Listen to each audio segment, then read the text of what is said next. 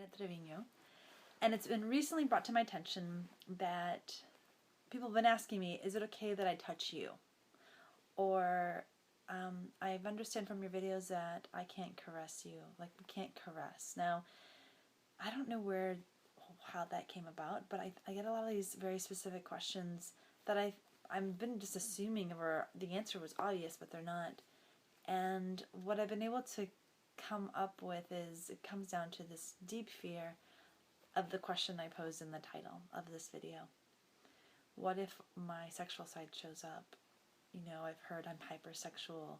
I've heard, I just don't want to, I'm so afraid of messing this up, of screwing up, of, being sexual.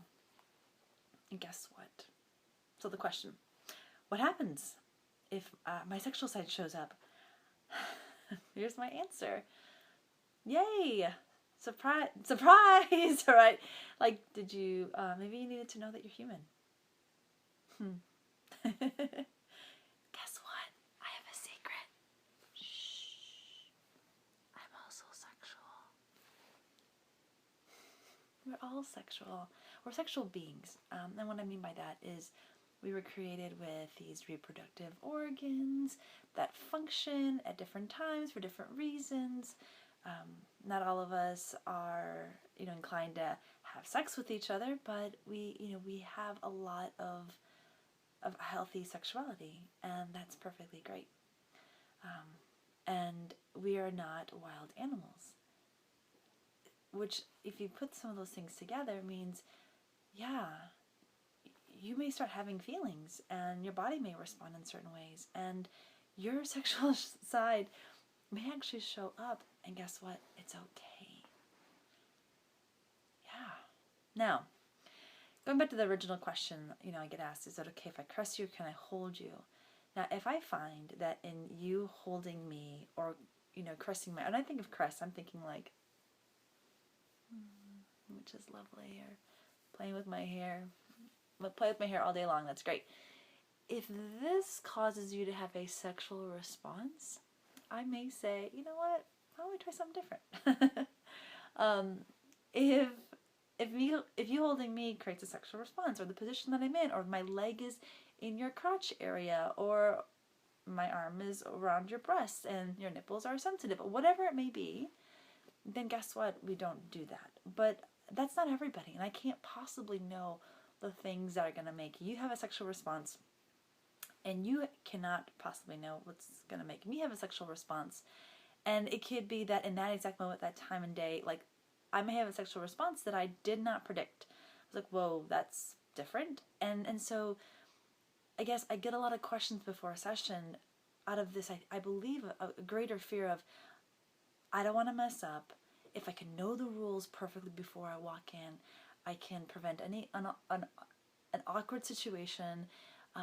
There's a lot of wanting to secure and to make sure like nothing terrible happens.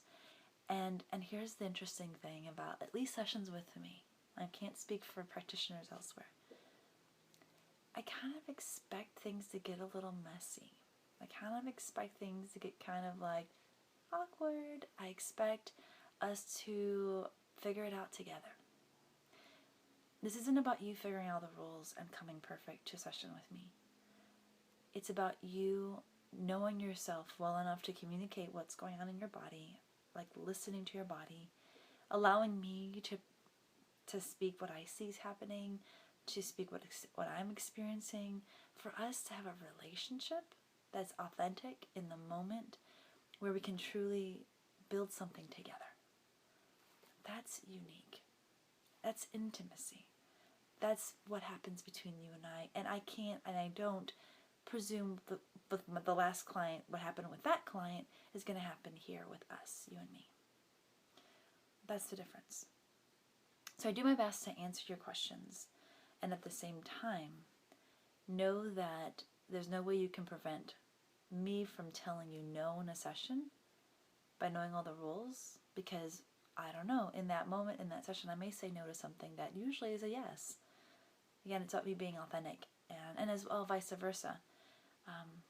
I may assume that a lot of my clients really like when I touch their face and their hair, or maybe their neck, or maybe I'll rub it a little bit, that may not be good for you. So again, I can't make any assumptions about that either. So, going back to the original question, that's the title of this video. What happens if your sexual self shows up?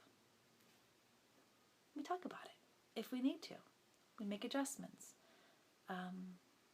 We just celebrate it as, yay, you, look at you, you're human, and that's great.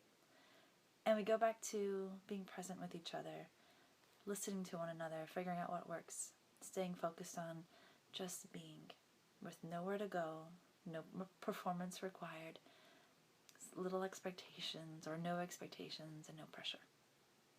That's what this is about. I hope you get it. So, love y'all. Take care. Bye.